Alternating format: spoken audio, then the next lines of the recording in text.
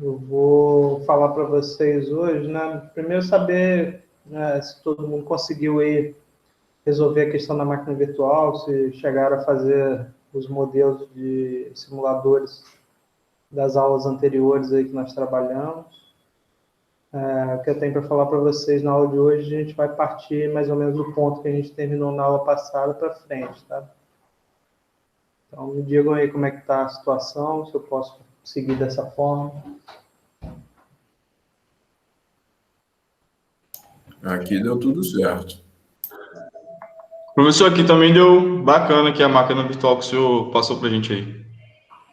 Para mim tá tranquilo também. Do ponto que a gente parou, eu consegui fazer tudo do ano passado. Tá, beleza. O processo que a gente vai ver hoje são 3 processos interconectados. Um deles é o próprio reservatório. Então, como a gente conseguiu fazer já o modelo de simulador do reservatório, essa parte ela já está meio que adiantada. Eu vou falar, logicamente, explicar o processo todo aqui para vocês, e eu vou dar um tempo hoje, né? Vou fazer uma forma diferente. Vou explicar através de uns slides aqui a ideia, vou deixar vocês pensarem um tempo na solução para a construção do simulador, e depois a gente vai, né, trabalhando em cima aí disso antes de encerrar a aula. E que eu falei desse lance do reservatório, né, já fica o que vocês desenvolveram, vai ser aproveitado para construir o restante do processo e a gente vai falar aqui hoje. Deixa eu compartilhar com vocês aqui uns slides.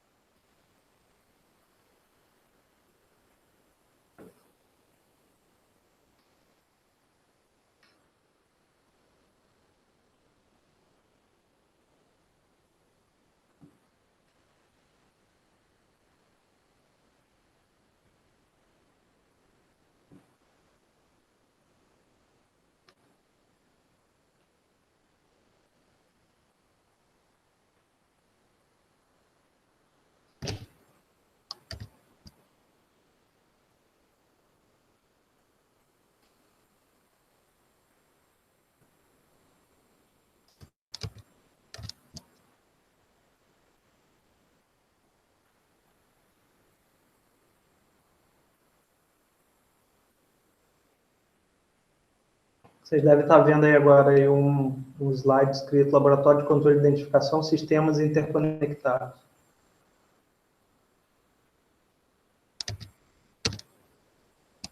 Sim, tá aparecendo. Então, a gente vai falar aqui, basicamente, mostrar para vocês um fluxograma, né, dessa ideia, falar um pouquinho sobre essa questão do porquê a gente fazer um simulador de processos interconectados, e começar a ensaiar, falar um pouco sobre os modelos de simulação para esses sistemas interconectados. Não vou, logicamente, colocar de cara aqui todos os modelos do Simulink, porque aí é que está realmente, assim, o núcleo, né, da construção desse nosso processo de ensino e aprendizagem, né? É eu falar para vocês de algumas coisas, né, ter trabalhado com vocês um processo antes, e como desenvolver esse simulador para esse processo, e que isso sirva de um aprendizado para que vocês possam extrapolar para outras situações. Então, vocês vão ser a mente responsável por fazer o desenvolvimento de um simulador para atender essa demanda. Imagine que vocês estão, por exemplo, numa indústria ou numa empresa, ou a empresa de vocês é contratada por uma indústria para poder desenvolver um simulador de um processo específico.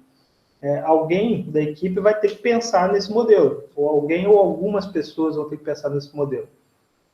E aí é como se você tivesse que fazer uma entrega. É claro que pela dimensão do que eu estou pedindo para vocês fazerem o simulador aqui, é algo que a gente consegue trabalhar nesse horário mesmo de aula.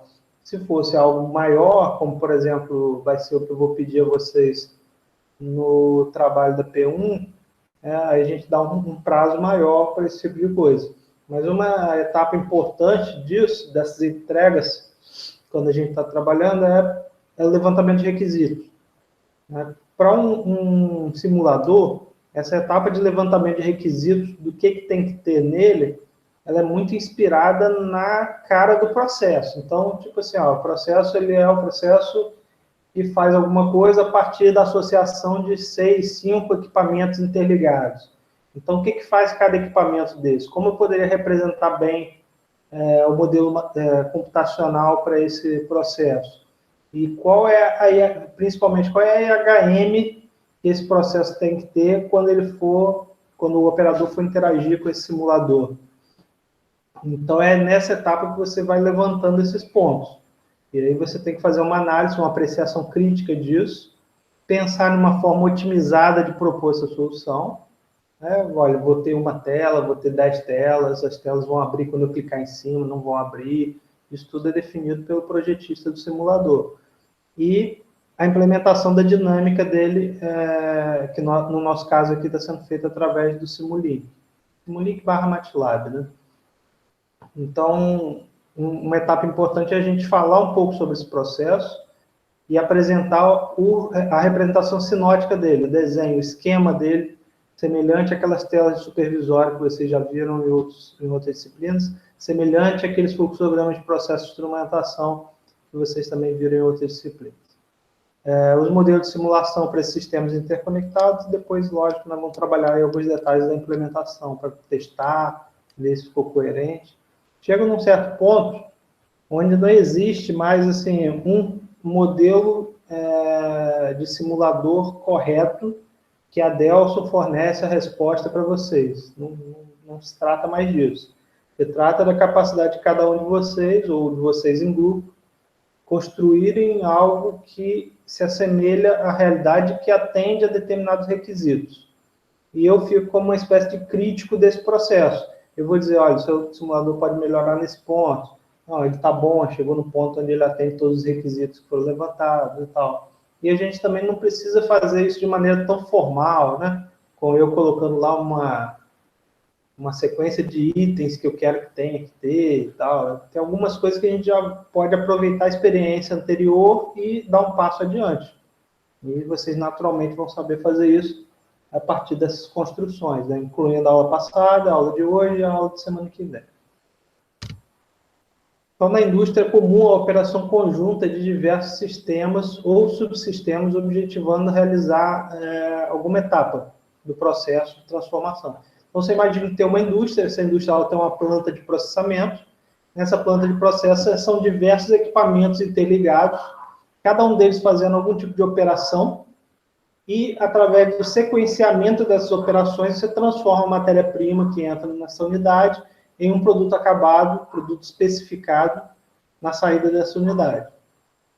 Para isso, cada um desses subsistemas ele tem que ter sistemas de controle próprios. Por quê? Porque seria muito complexo a gente projetar um único sistema de controle para todas as variáveis dessa planta e tentar fazer com que um controlador projetado considerando todas essas N variáveis e N situações operacionais, mantivesse o sistema sob controle. Bem, professor, mas às vezes acontece isso. Numa planta lá, você tem um CLP que controla todas as variáveis de processo. Tá, tudo bem, o CLP, ele lê as variáveis de processo e ele manda sinais para os atuadores. Mas o algoritmo de controle que está rodando ali dentro do CLP, ele é uma associação de diversos blocos de função. Então, quando a gente está trabalhando, por exemplo, o controle da temperatura de topo de uma torre de destilação, você provavelmente está usando o controlador PID e está medindo o erro entre essa temperatura e o set point dela. Está utilizando essa informação para gerar um sinal de controle que você atua na válvula da variável manipulada para essa malha de controle. Então, você está fazendo um sistema de controle monovariável naquele local ali. Porque o CLP tem diversas entradas dos seus cartões de entrada analógico, ele tem diversas saídas do seu cartão de saída analógico.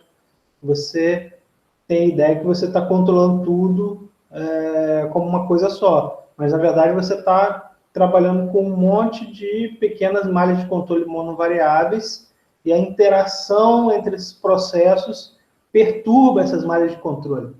Então, o sistema de controle deve levar em consideração que os processos eles não são isolados, eles são interligados. Ou seja, essas dinâmicas elas vão influenciar umas nas outras. Exemplo, por exemplo, de um controle de nível de um reservatório que deve ser realizado de forma a impactar o mínimo possível no funcionamento de um processo que esteja conectado depois dele, ou a jusante desse processo, né? Depois é a jusante,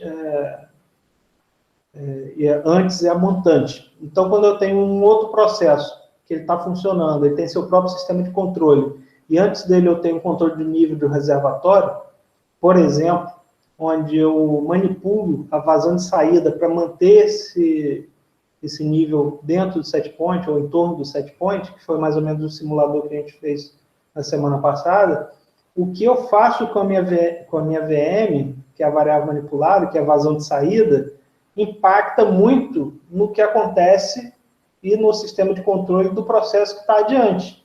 Então, se eu mando ele controlar a variável nível, a qualquer custo, trazer a variável de volta ao set point com uma velocidade mínima, né, com um tempo mínimo, uma grande velocidade alta, eu saturo esse sinal de controle, por exemplo, com alta intensidade para tentar fazer isso acontecer logo, e a minha válvula ela dá um porradão, abre, fecha, ela vai oscilando, eu não quero saber o que está acontecendo com a vazão de saída, eu só quero manter o nível sob controle. O que isso vai impactar? Vai impactar que a vazão de entrada do próximo processo, que é a vazão de saída do processo anterior, vai atuar como uma variável perturbadora enlouquecida.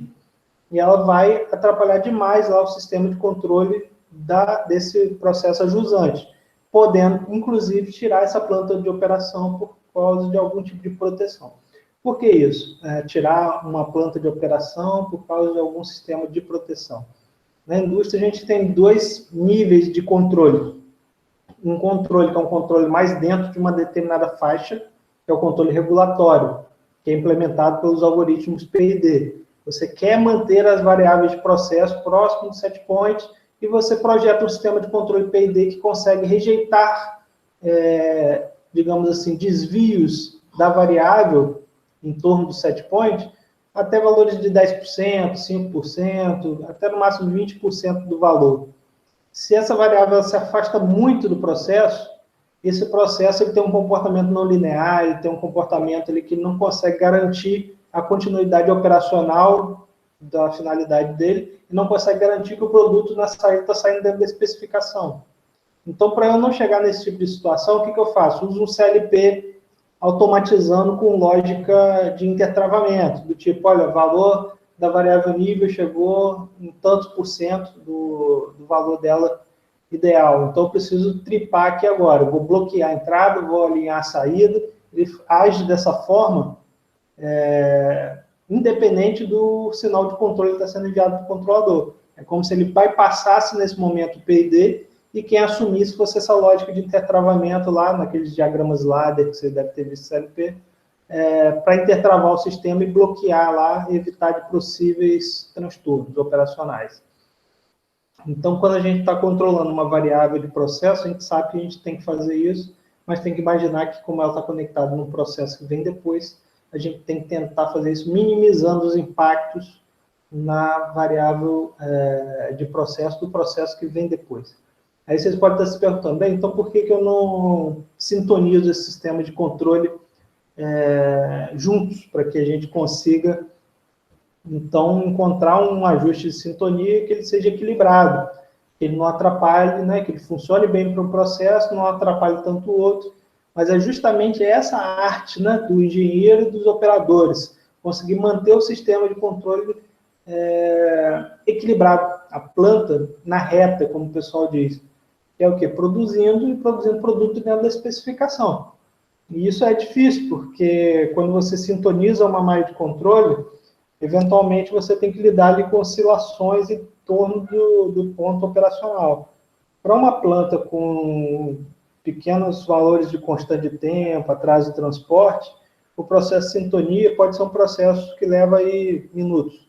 Mas uma planta com altas capacitâncias, com constante de tempo elevado, como variáveis lentas, como temperatura, atraso de transporte consideráveis em função de transferência de massa e grandes capacitâncias, o que isso vai ocasionar? Vai ocasionar, eventualmente, um processo de sintonia do controlador de 8 horas de duração. Eu já ouvi falar de operadores colocando uma planta de processo na reta, como eles costumam dizer, em funcionamento adequado, que você passava turno de uma equipe para outra. Então, tinha uma equipe que estava lá durante 8 horas tentando colocar a planta na reta, a planta difícil de ficar na reta, então chegava a próxima equipe, o que eles faziam? Fazia uma troca lá, meio, tipo assim, vai um, volta o outro vai para o vestiário para trocar roupa para ir embora, o outro já chegou, já trocou a roupa, já botou o capacete, já foi para lá, e cada um vai meio que substituindo e fazendo uma passagem de serviço para permitir que essa nova equipe que está entrando pegue do ponto onde estava e consiga colocar a planta em operação sem precisar passar isso para um outro turno. Isso aí é um caso sério da indústria, assim, acontece mais do que a gente gostaria que realmente acontecesse, né? Então, ele tem que considerar, tem que ser sintonizado de forma a considerar as oscilações oriundas de outros processos que estão antes e depois dele. Exemplo de processo que pode criar uma oscilação que está antes também. Sistema de controle de níveis de vasos separadores e plataformas. Você tem uma plataforma, por exemplo, que ela pega o fluido que vem pelo tubo, né, que por onde vem na rocha reservatório subindo para a plataforma, lógico, ele passa por uma série de válvulas de bloqueio, sensores, etc. Mas esse fluido, quando ele entra na unidade de processamento daquilo, que é só separação, separar óleo para um lado, água de formação para o outro, gás para o outro lado, você tem uma determinada vazão desse fluido todo misturado.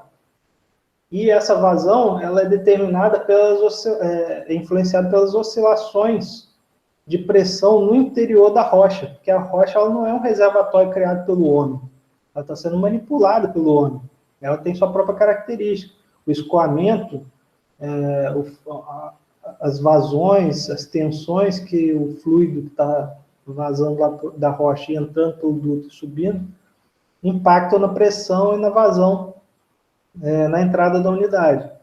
Então, se você tem, por exemplo, uma vazão de entrada ali de um reservatório que vai fazer, de um vaso separador, que vai fazer separação, e você quer manter o nível constante, você vai controlar o nível pela saída e vai tentar rejeitar os distúrbios do nível que são ocasionados pelas variações da entrada.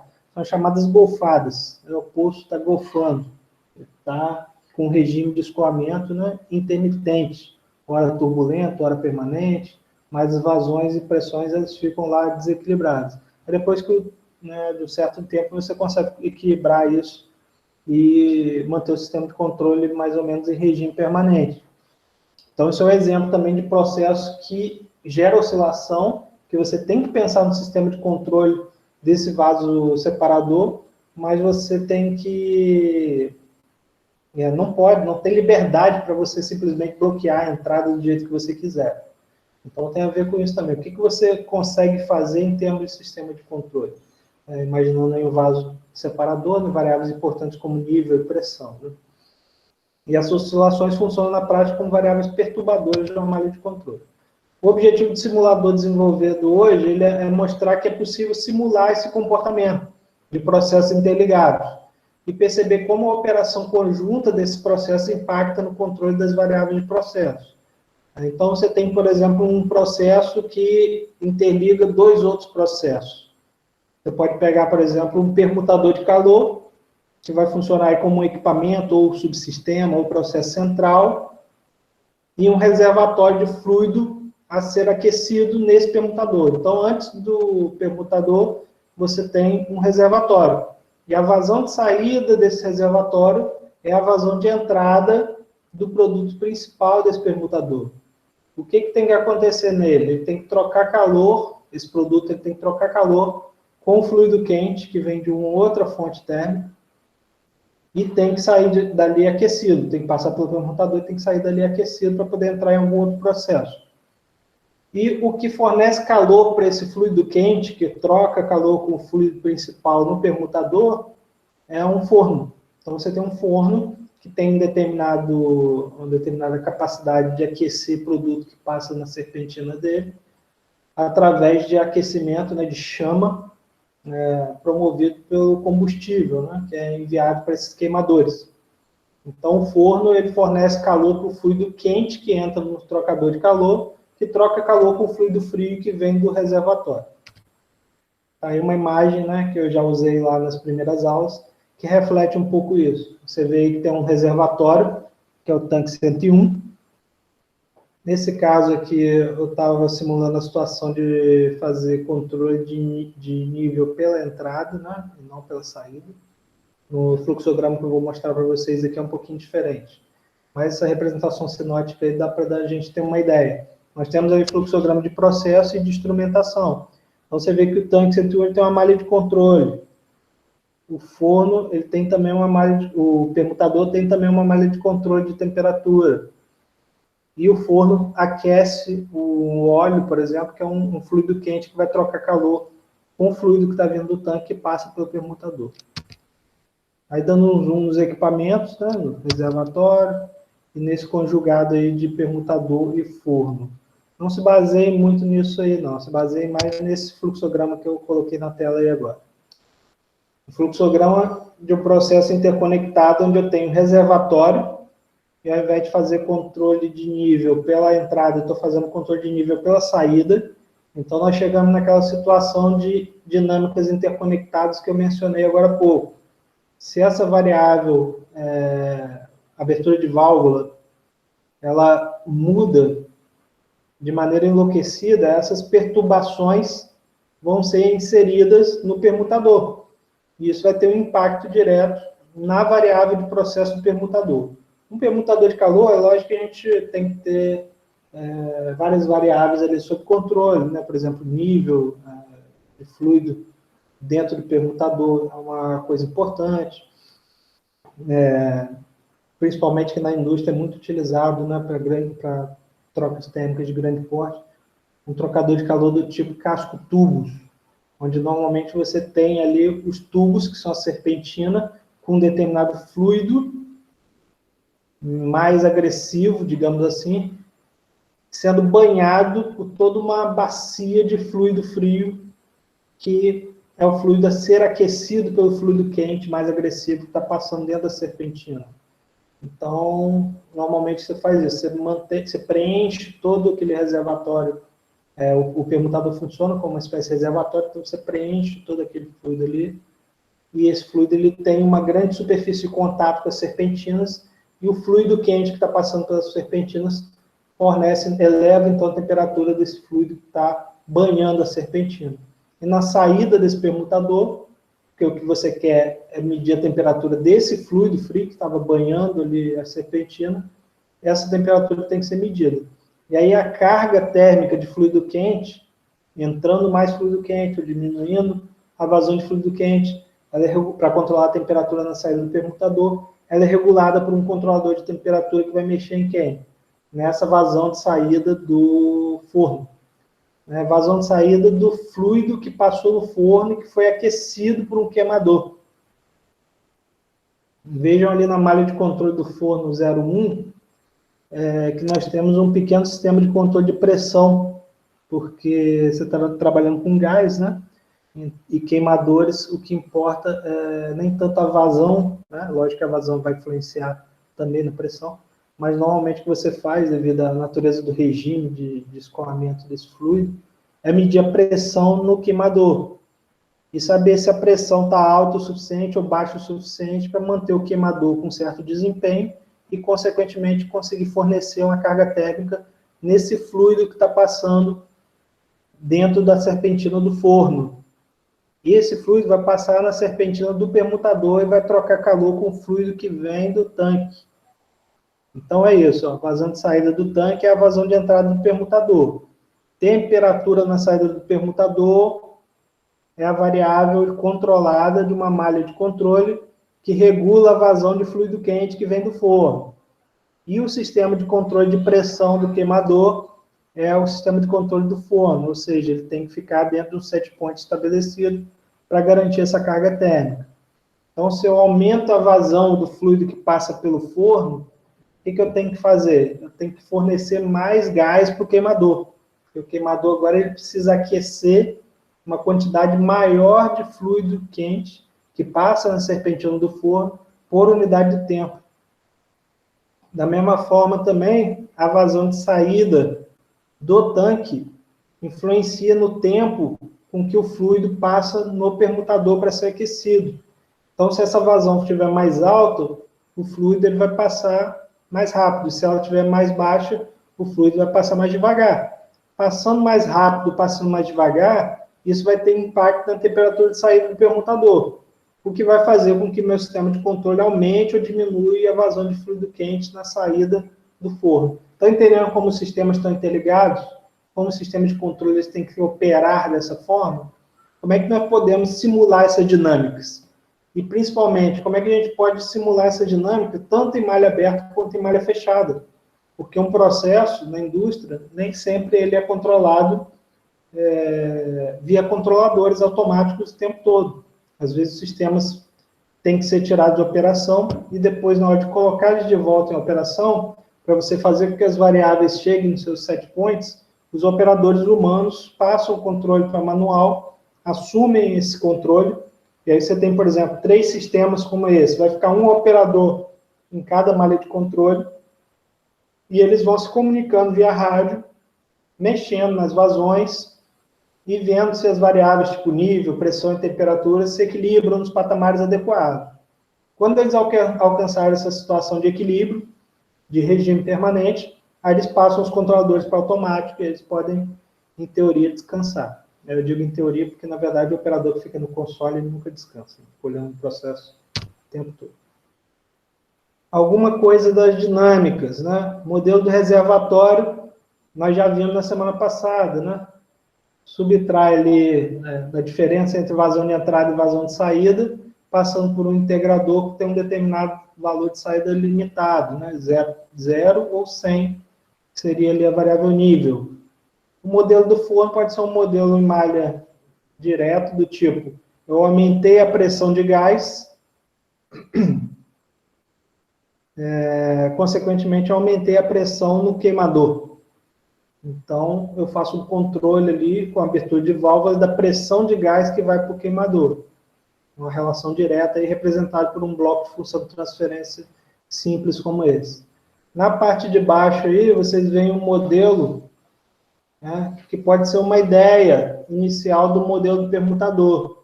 O permutador, ele é o equipamento central dessa malha de processo, essa planta de processo interconectada.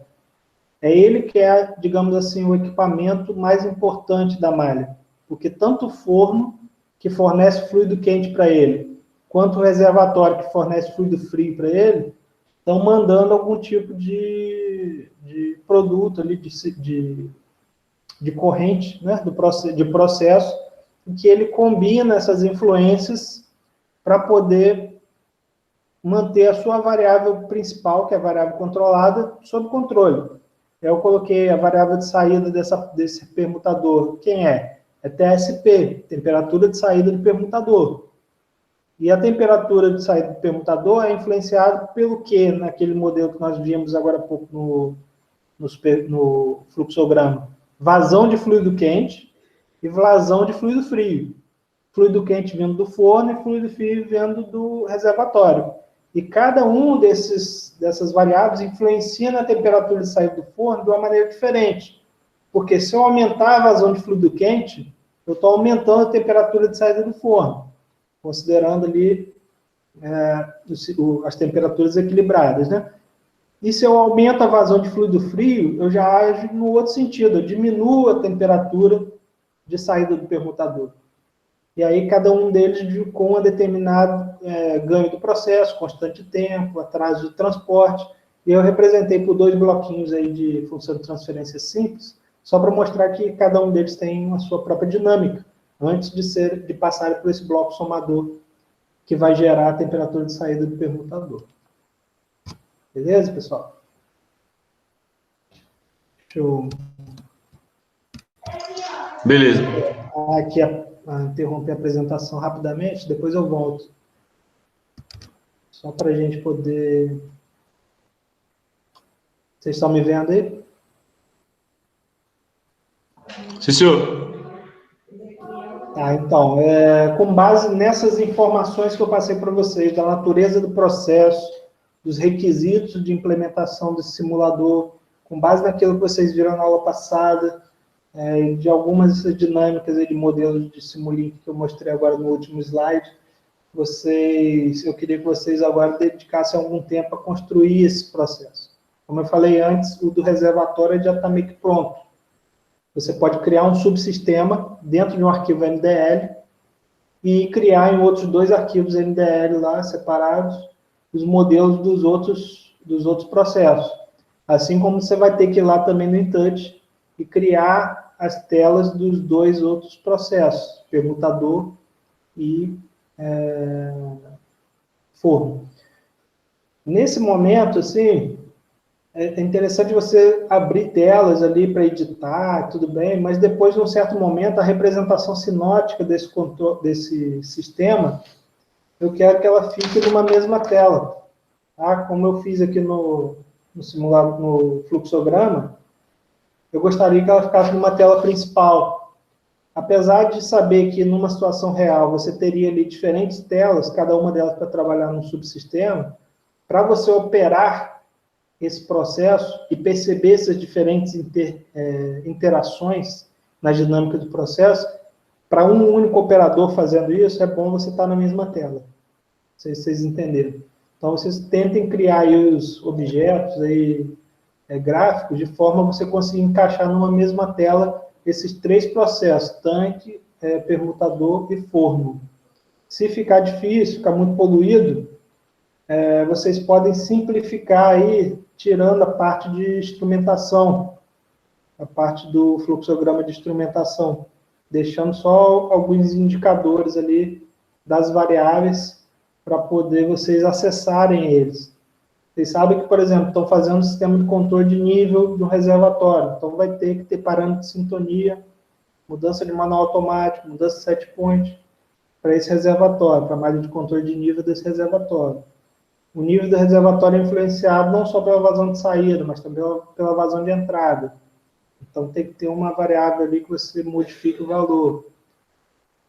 O permutador, você tem aqui uma variável de saída que é a temperatura. Imaginando só aí, tanque e permutador. Se vocês fossem passar esse sistema para manual, o que ia acontecer? Você ia ter 2 ajustes possíveis ali. Vazão de entrada e essa LCV aí, que é a vazão de entrada do permutador e é a vazão de saída do tanque. E isso ia impactar na variável de saída da temperatura. Então, você ia mexer em 2 variáveis e isso ia impactar lá na temperatura de saída do permutador. Isso é só o que você faria se você estivesse trabalhando em manual e desconsiderando forno. Mas como eu quero que vocês considerem também o forno, quem mais entra nessa história aí? A vazão de fluido quente que vem lá do forno. Então, se essa variável também estiver ali em manual, né, não for a variável manipulada do sistema de controle de temperatura da saída do permutador, mas sim for mexida por um operador humano, ao mexer nela, ela vai impactar também na temperatura de saída. Eu estou falando essas coisas aqui para vocês lembrarem que o sistema ele tem que funcionar tanto em manual quanto em automático. Então, vocês têm que construir essas dinâmicas interligadas, os sistemas de controle, com certeza, mas se os sistemas forem passados para manual, essa dinâmica entre essas variáveis ela tem que continuar existindo, tem que continuar funcionando. E aí, o que vocês acham do desafio? Dá para quebrar a cabeça aqui, acho que dá para sair. Já tem bastante coisa para pensar, né? Muita coisa. Acho assim, a gente vai fazendo separado, né? Depois vai tentando juntar tudo. É isso aí, é isso aí. Professor, aquele modelinho que a gente fez na semana passada, do reservatório, ele já está mais ou menos assim, já está praticamente certo, né? Sim, isso. Pode partir dele, pode usar ele mesmo. Beleza, aí para os outros vai ser mais ou menos a mesma coisa, só levando em consideração, né, o contexto de cada um, né? Aí, ó, quando vocês forem fazer o modelo de Simulink de cada um desses, forno e permutador, aí vocês dão uma olhada nessa parte aqui, ó. Daqui a pouco, se vocês quiserem, agora mesmo, eu posso deixar parado nesse slide aqui, ou no slide do fluxograma, não sei o que vocês preferem. Esse slide que o senhor mostrou está lá no Moodle? Calma aí, deixa eu ver. Se tiver, a gente baixa. Um minutinho. O senhor pode colocar aí também que a gente tira um print da tela e deixa aberto aí no programa aí. No Word, talvez. Eu acho que tá, se tiver no mudo é melhor. Deixa eu só conferir isso aqui.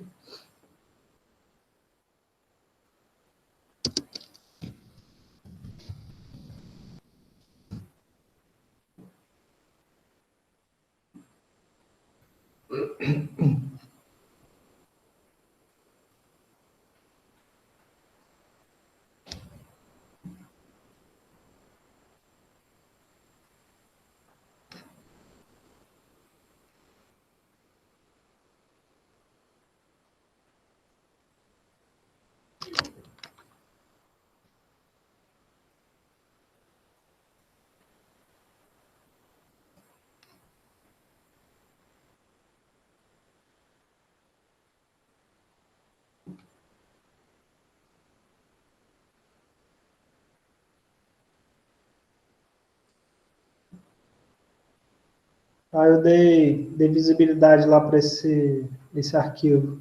Aí vocês conseguem entrar no Moodle lá e fazer o download. Eu vou também colocar aqui no compartilhamento de janela.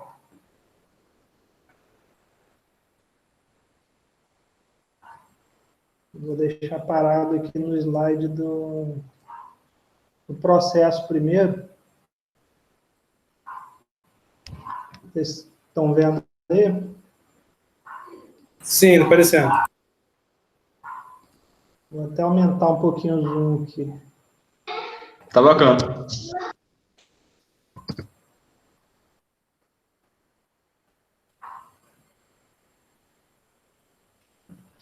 E aí, se vocês quiserem, daqui a pouco eu passo para cá para o outro. Eu vou deixar nesse do fluxograma, porque talvez seja melhor vocês começarem mexendo no InTouch lá.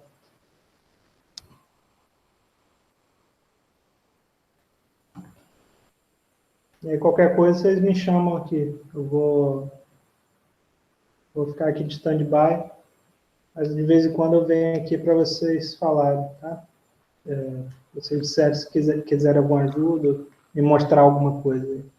Que aí Tá eu show, tá encerro minha show. apresentação e aí vocês assumem aí o controle, se quiserem.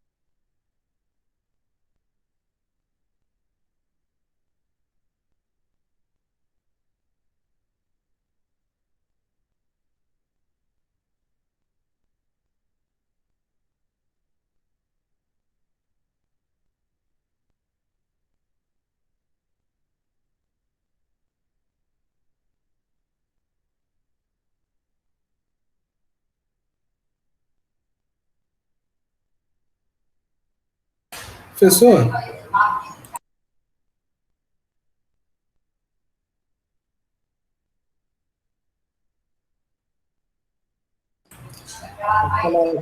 tá ouvindo? Nesse modelo aí nosso, vai ser um controlador para cada um dos. Vai ser um para o forno, um para o permutador e um para o reservatório?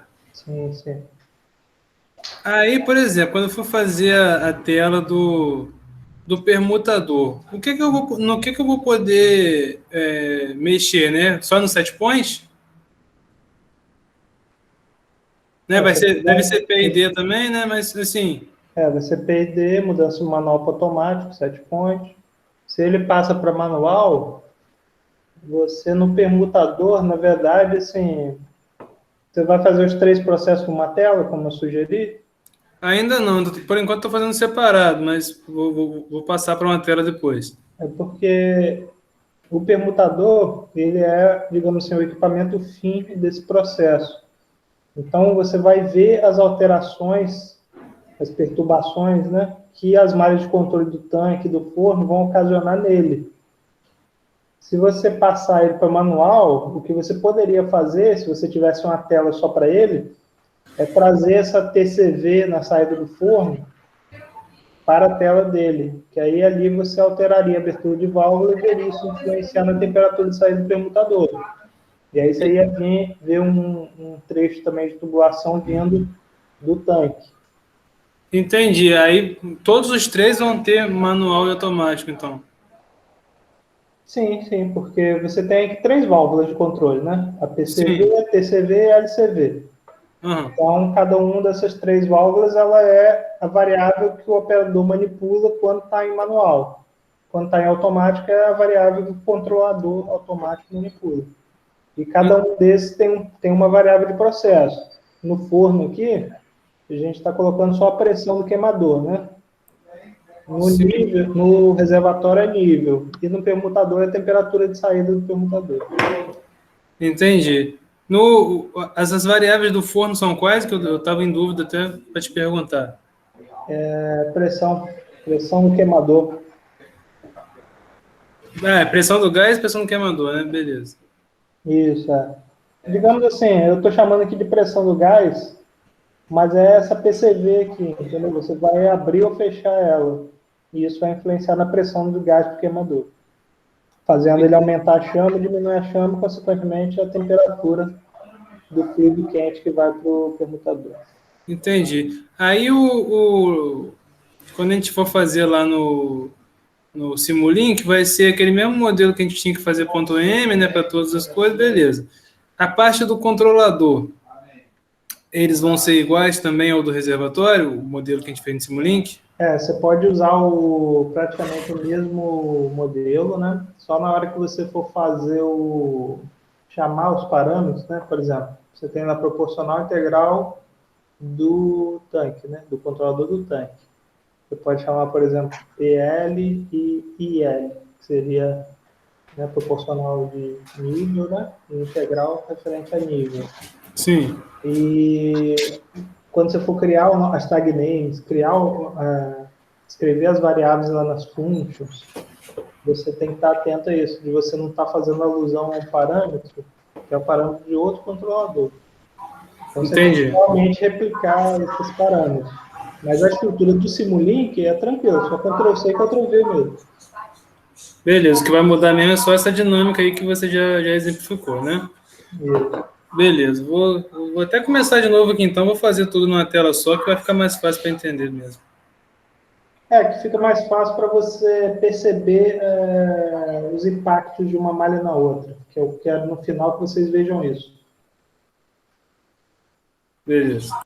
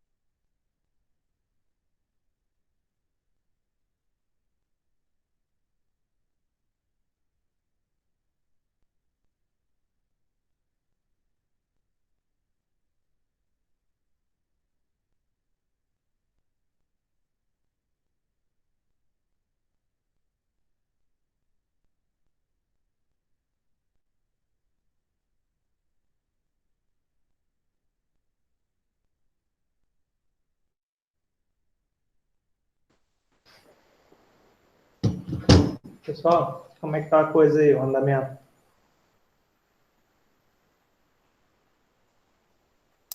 Olha, professor, eu sinceramente ainda estou na parte do InTouch, estou fazendo a parte visual ainda. Terminei não. Eu tô ajeitando aqui no InTouch ainda também. Para fazer tudo numa tela só e demora mais um pouquinho. Eu comecei a fazer em tela separada, mas eu percebi que eu ia ter dificuldade por questão de espaço. Aí eu decidi fazer tudo numa tela e agora estou quase terminando, mas ainda não terminei não. Tá, vamos fazer o seguinte, esse tipo de coisa costuma ser demorado mesmo. Quando a gente está lá no presencial, normalmente a gente tem ali 4 tempos de aula, né? Comigo por perto para ajudando e tal. O que a gente faz? A gente programa para essa quarta-feira, eu mando o link antes para vocês, um outro momento síncrono como esse aqui. E aí vocês trabalham aí na máquina virtual de hoje até quarta, no tempo que vocês puderem aí e tal. E a gente só faz um fechamento na quarta-feira para vocês me mostrarem como é que ficou o desempenho e tal. A gente pode ainda discutir alguma coisa do modelo, né? Aperfeiçoar o modelo juntos. Mas, assim, essa parte mais braçal já estaria bem encaminhada, né? A gente faz o fechamento na quarta, então, às 18h20, pode ser? Beleza. Muito Beleza, boa. também. Eu só tenho uma dúvida, professor, para tirar aqui. Pode falar. No caso do forno, a gente pega a variável pressão na saída, né? Sim, Ou não? a variável controlada do sistema vai ser pressão, e a Ah, manipulada a gente pode entender de duas formas, né? Pode dizer que é pressão também de gás, ou pode dizer que é abertura de válvula, entendeu? tá, beleza. Mas, tipo assim, como a saída é pressão, como que faz para interligar com o permutador? Tipo, o permutador, ele é vazão, né?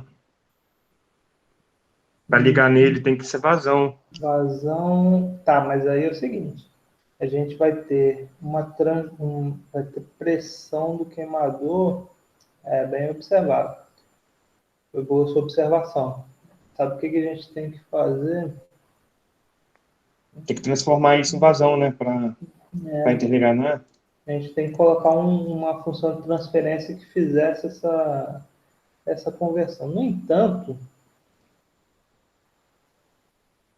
por que eu botei vazão?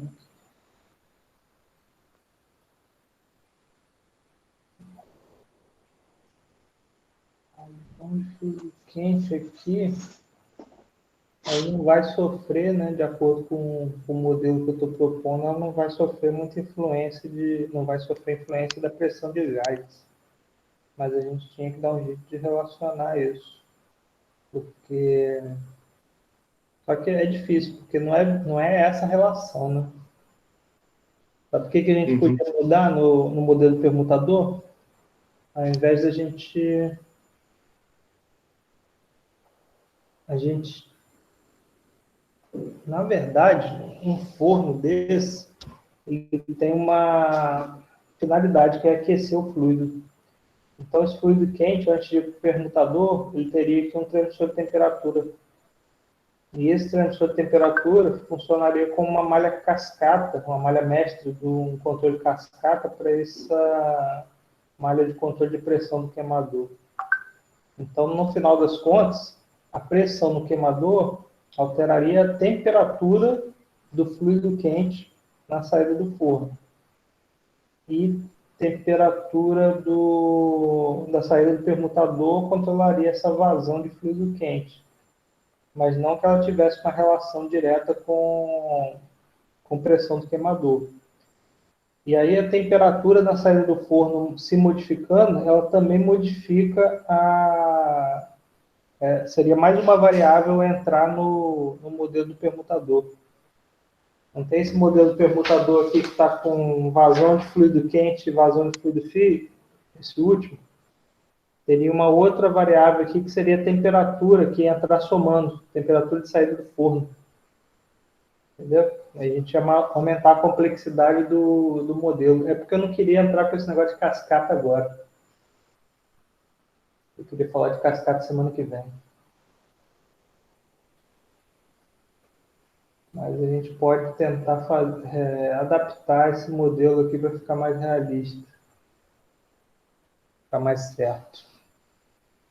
Vamos fazer o seguinte, na quarta-feira, eu trago uma alteração desse modelo aqui, e a gente tenta implementar essa alteração rápido na hora que tiver tudo já encaminhado, toda a parte braçal adiantada, a gente tenta fazer essa alteração aí. É só entrar com mais uma entrada aqui nesse bloco somador do modelo do permutador, e a gente dá um jeito aqui de criar uma dinâmica entre pressão do queimador e temperatura na saída do forno.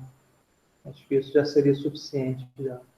Mas já pode ir adiantando, então, né? O que tem aí já dá para ir adiantando.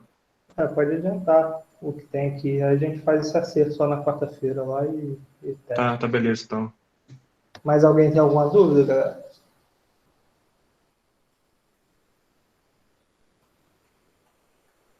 Aí fica combinado isso, então. Vamos combinar para quarta-feira, às 18h20. Eu mando o link um pouco antes. E a gente faz o fechamento dessa parte aí de processos interconectados. Aí. Na semana que vem a gente parte para o cascata. Bom, Show de bola. abraço aí, bom trabalho para vocês. Valeu, professor. Abraço. Valeu.